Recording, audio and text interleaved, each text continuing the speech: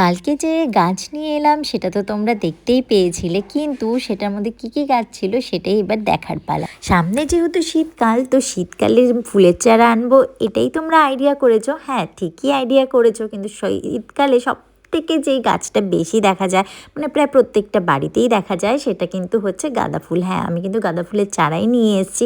আবার তোমরা ভেবো না যে হ্যাঁ গাঁদা ফুলের চারা আবার আনতে হয় নাকি, এটা তো জাস্ট ডাল কাটলে লাগিয়ে দিলেই হয়ে গেল। আরে হ্যাঁ, সেইগুলোও আমি করেছি, কিন্তু এই যে চারাগুলো সেগুলো কিন্তু মানে হাইব্রিড যেগুলো হয় না, অনেক বড় বড় গাঁদা ফুল হয় সেইগুলো।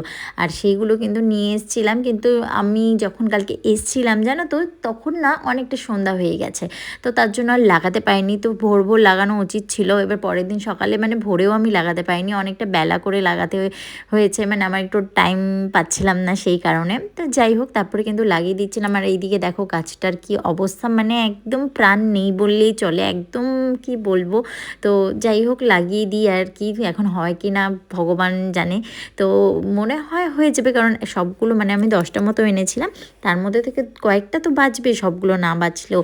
তো তারপরে কিন্তু আমি সবগুলোকে মানে লাগিয়ে দিচ্ছি। আর প্রথমে আমি ভেবেছিলাম যে ছোট গ্রো ব্যাগে লাগাবো, তো নার্সারি থেকে বলেছিল বড় গ্রো ব্যাগেও আমি কিন্তু লাগাতে পারি বা কোনো পটেও লাগাতে পারি।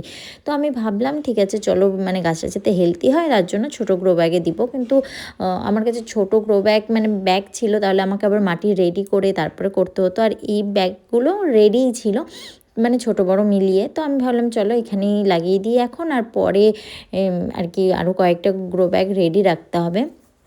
তো দেখো ফাইনালি কিন্তু আমি সবগুলোতে লাগিয়ে দিয়েছি।